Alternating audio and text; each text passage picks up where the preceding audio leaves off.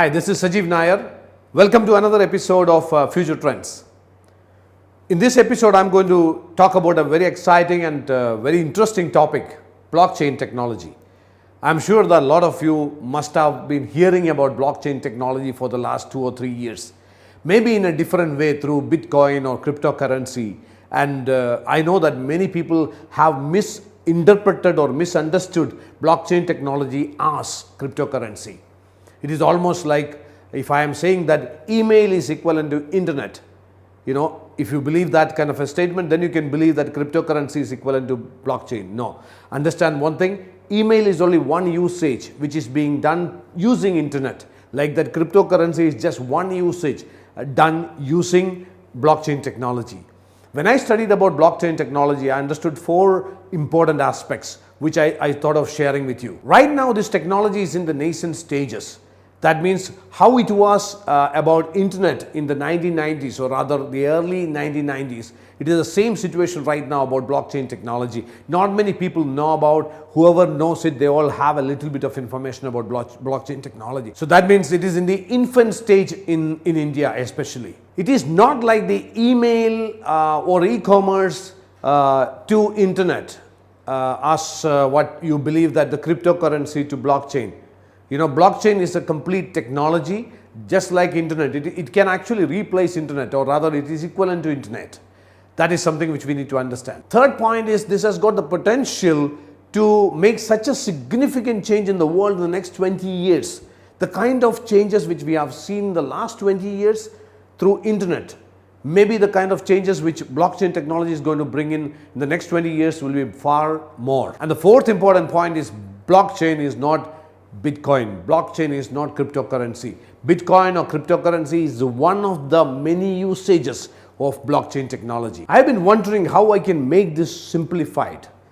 I would rather say that you can imagine that there is a universal ledger in the cloud.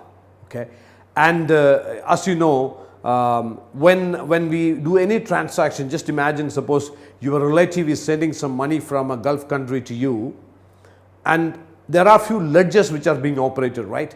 It is not actually the physical money getting transferred or moving from one country to another. It's actually what's happening right there is that your relative who is sending that money, there is a book entry, there is a ledger entry in that particular bank in that country. And then there may be 2 or 3 intermediate banks through which the money gets transferred, and each of them are maintaining a ledger and the money moves through them. That means at least there is a ledger entry in all those banks. And finally, it comes to your bank, maybe State Bank of India in say Jaipur. So where you are going and collecting the money, there is also a ledger entry. So that means there are 3 or 4 different entities which are managing 3 or 4 different ledgers. That takes a lot of time and also a lot of money, because the entire operation costs a lot of money. So as a result, what happens? If your relative is sending 1 lakh rupees from there, you may be receiving maybe 99,910 rupees, because the balance 90 rupees goes as what? The service charges or whatever, because there is a cost involved. Instead of that, just imagine there is one ledger in which all these parties, 3 or 4 parties who are involved in the transaction, they all are there in one ledger, and they all need to just tick on that particular ledger so that the transaction completes. So the advantage is that you get the money the moment he tries to transfer it, number 1. Number 2, all these parties are vouching for it. Number 3, nobody can cheat, because if all these 4 parties, out of all these 4 parties, they all can see others' tick marks. So that means everybody is verifying one another. One party cannot do any kind of mistakes. So it's more transparent, it's more secure. So this is the way you can visualize about blockchain technology. So in the universal ledger, every time there is a new transaction happens, one new block is getting added into a chain of blocks. So every transaction is a block which is verified by the parties who are involved in that.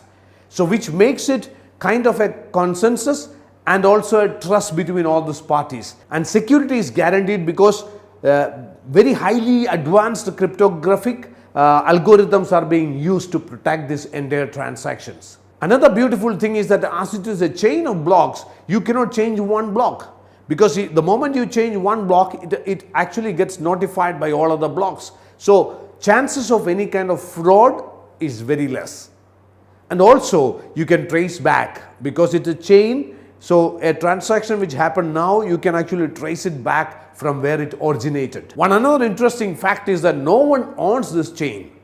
When the moment I say that no one owns this chain, then there may be a question in your mind that there must be some operating cost for this kind of a blockchain technology. Then who bears this cost? That is where Satoshi Nakamoto, when he found blockchain technology, along with that he developed a kind of a transactional tool which is a cryptocurrency which he named as Bitcoin. That is the origin of Bitcoin. So Bitcoin's intention is to enable or remunerate all those people who are participating in the blockchain process. The people who are managing this Bitcoin are called miners. Another way to simplify the whole process is, imagine about a kitty party. You all must be knowing the ladies' kitty party. In the afternoon when they get free time, they all assemble in one house. Maybe there could be some exchange of products or exchange of money. Generally, just imagine there is a money transaction happening amongst 10 ladies who are participating in a kitty party, each one of them putting 1,000 rupees each, and then they are doing a draw, and out of which one lady wins the draw and she takes the 10,000 rupees. It's common amongst a lot of these groups. Now, is there one person who owns this entire process? No, all 10 are equal. Okay, number one. Number two, this happened only because of the consensus amongst these 10 ladies, because they came to a consensus that we will do a draw and whoever wins the draw will be taking that 10,000. There is a consensus. There is absolute transparency amongst these 10 ladies, and there is no one single power. It is decentralized. While there has been a lot of controversies about Bitcoin and cryptocurrency, no one has ever objected the technology called blockchain technology, because every country, every company, every futuristic persons know that this is going to be the future. Even for that matter, Mauritius is now called as Ethereum Island. Even in India, Andhra Pradesh is actually converting all their agricultural land records into blockchain technology. Now imagine another scenario. Instead of this 10 lady kitty party, imagine 1 lakh people are participating in that kind of a kitty party. Do you know what happens there? Those are called chit funds. There are a lot of chit funds operating in India. In fact, it is said that 10% of the entire savings in this country is in chit funds. But unfortunately, the fraud which is happening in chit companies or chit industry is close to 10 billion US dollars. Why? Because there is no effective technology to manage this transaction amongst this huge number of people. Now, blockchain technology is an answer for this. I'm sure that once the chit companies understand this technology, this could be one way to make a better, transparent and more effective transaction model in chits. In short, blockchain technology is going to be a part of our life very soon. Whatever business you are doing right now, just think loud. Seriously think loud about how you can incorporate this technology into your business. What are going to be the applications? It is a fact that this technology is being misinterpreted or misunderstood by many people, primarily because of the kind of money chain schemes which are being run by the cryptocurrencies or the Bitcoin certain companies. So don't underestimate this technology based on that. That's only one part of it. Always remember, any industry for that matter, there will be people who misutilize it. But the potential is still there for the blockchain technology, and this is going to be the future.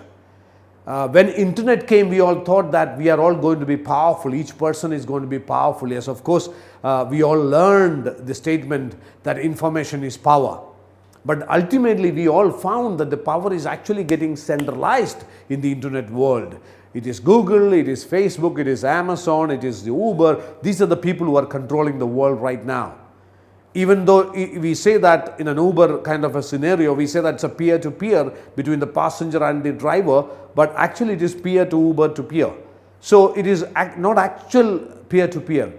It's a centralized model, which is going to be completely changed by the blockchain technology, where it's going to be totally decentralized and every person is going to be empowered, and they are going to have the capacity and the rights in their hand. So I am very much excited about this technology, and I really urge each one of you who is listening to Future Trends, who are keen about the future trends, to understand more about this technology and see the applications in your business and in your profession, because this is going to be the future. I'll be back with you next week with an exciting topic in Future Trends.